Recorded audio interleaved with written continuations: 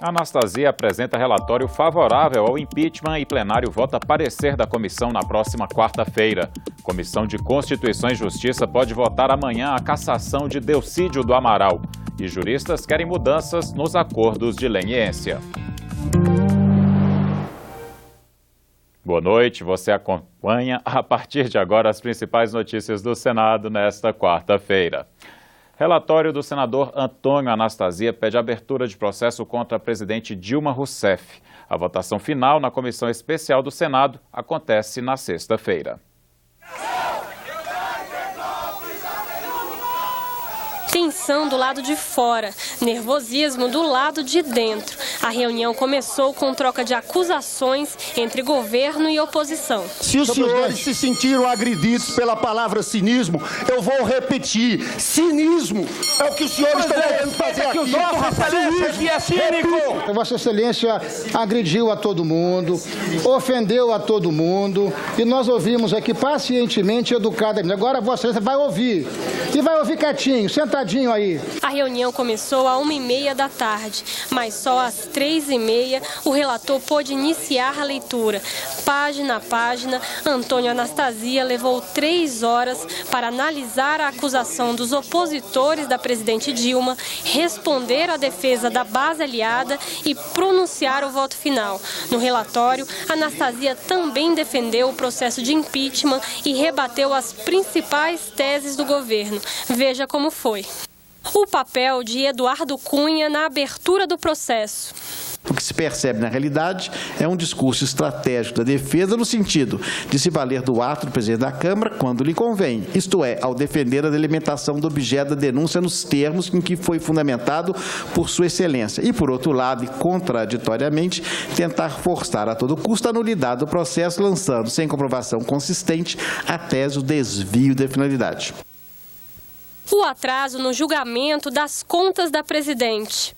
Não é necessário o julgamento das contas de 2014, tampouco a necessidade da apresentação de prestação de contas de 2015 pela Presidente da República para os cidadãos e as casas do Congresso Nacional exercerem o controle dos atos da Presidente da República e formalizarem o processo por crime de responsabilidade, se entenderem que há fundamento para tanto. Declaração de voto antes da sessão da Câmara. Sendo a manifestação da Câmara dos Deputados eminentemente política, para usar a expressão do Supremo Tribunal Federal, os votantes sequer precisam motivar seus votos em plenário. Da mesma forma, o encaminhamento de lideranças, que inclusive também foi feito pelo partido da senhora presidente, não causa qualquer nulidade, já que o voto é nominal e individual. Questionamento ao relator do PSDB. Se o problema é nossa filiação partidária, creio que essa cauda de suspeição, se existisse e fosse válida, simplesmente inviabilizaria os trabalhos dessa comissão. Afinal, todos nós temos, por obrigação constitucional, filiação partidária e todos os partidos já se posicionaram politicamente de uma forma ou de outra sobre o processo de impeachment. A tese do golpe. Nunca se viu golpe com direito à ampla defesa, contraditório, reuniões às claras, transmitidas ao vivo, com direito à fala por membros de todos os matizes políticos, com procedimento ditado pela Constituição e pelo Supremo Tribunal Federal. Demais disso, o que se quer é deslegitimar a própria figura do impeachment, como se fosse estranho ao presidencialismo ou à sua antítese, que é objetivamente falso. A defesa do impeachment. É fácil constatar que o impeachment se apresenta como um mecanismo de controle e repressão de delitos presidenciais, tendo o Constituinte optado pelo exercício desse controle, quer pelo Senado Federal, quer pelo Supremo Tribunal Federal, a depender da natureza do crime cometido. O impeachment, sim, é nada mais do que o instrumento do check and balance entre os poderes, o qual tem por escopo apurar a responsabilidade do presidente da República pelo cometimento de crimes de responsabilidade. Operações do governo com bancos públicos. Verifica-se que a União se valeu de instituição financeira por ela controlada, para, com recursos próprios da empresa, suportar o pagamento de obrigações de responsabilidade do Tesouro Nacional, tendo este postergado a transferência dos valores devidos. Nos termos, quando a Caixa financiou despesas públicas que deveriam ter sido pagas com recursos da União, esta passou a ser devedora da instituição financeira controlada, em desacordo com a vedação imposta pelo artigo 36 do Estatuto da Responsabilidade Fiscal. O Plano Safra. O Banco do Brasil terminava por financiar uma política pública da União, qual seja de concessão de subsídios a produtores agrícolas. Trata-se, por esse motivo, de mais um caso de inobservância do já citado artigo 36 da LRF, que veda a realização de operação de crédito entre uma instituição financeira estatal e o ente da federação, que a controle na qualidade de beneficiário do empréstimo. O voto final. Meu voto é pela admissibilidade da denúncia, com a consequente instalação do processo de impeachment, a abertura de prazo para a denunciada responder à acusação e o início da fase instrutória, em atendimento ao disposto no artigo 49 da Lei nº 1079 de 1950. Muito obrigado. Logo que o senador Anastasia terminou a leitura do relatório, a sessão foi suspensa por um pedido de vistas do presidente da comissão, o senador Raimundo Lira. A discussão do relatório deve acontecer nesta quinta-feira. O governo já antecipou que deve apresentar um voto em separado. Antes do início da discussão, o advogado-geral da União deve vir para fazer a defesa da presidente da República. A votação deve acontecer na sexta-feira. E o presidente do Senado explicou o cronograma do impeachment após a conclusão dos trabalhos da comissão especial. Então, na sexta-feira, se for o caso, nós vamos reunir todo mundo. Hoje eu conversei com o governador do Distrito Federal para anunciar as medidas que o Senado tomará com relação à votação que acontecerá na próxima semana. Se houver uma decisão, havendo uma decisão da comissão na sexta-feira, nós vamos fazer a leitura da decisão na segunda-feira e vamos marcar no prazo de 48 horas, portanto, para quarta-feira, a votação no plenário do Senado Federal. A Comissão de Constituição e Justiça começou a análise do parecer do Conselho de Ética que recomenda a cassação do senador Delcídio do Amaral. A matéria já pode ser votada amanhã.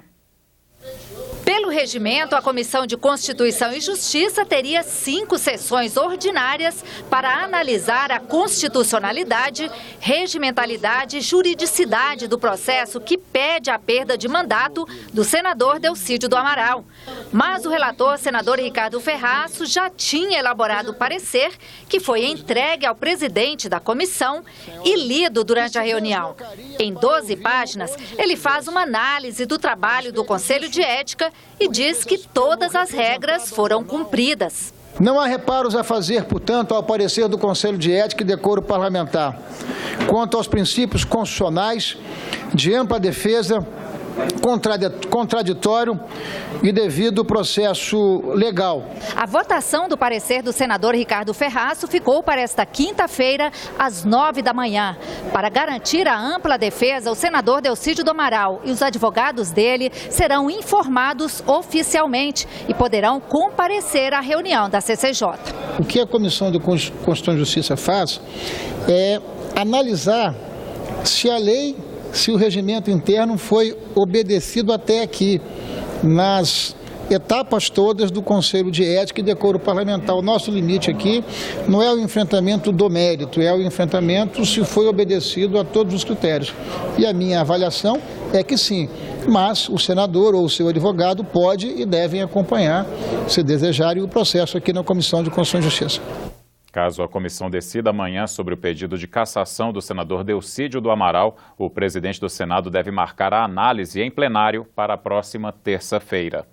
Renan Calheiros recebeu nesta quarta-feira um grupo de juristas que defendem mudanças nos acordos de leniência.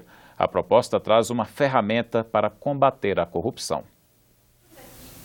Juízes, procuradores e auditores de contas apresentaram ao presidente do Congresso um projeto para regular os chamados acordos de leniência, uma espécie de delação premiada para empresas. O texto começa a tramitar na Câmara e é uma alternativa à medida provisória 703, editada no ano passado. Em primeiro lugar, ela é inconstitucional, porque ela está regulando matéria que não pode ser através de medida provisória, que é o caso de matéria referente a processos, não é possível.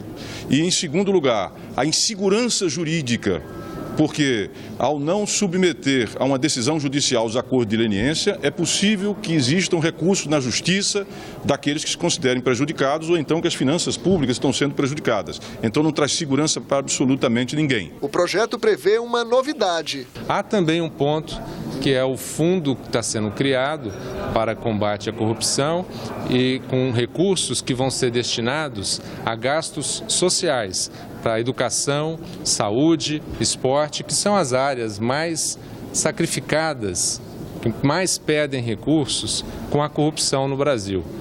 Você terá outras notícias a qualquer momento na nossa programação e também na página da TV Senado na internet. Obrigado pela companhia, boa noite e até amanhã.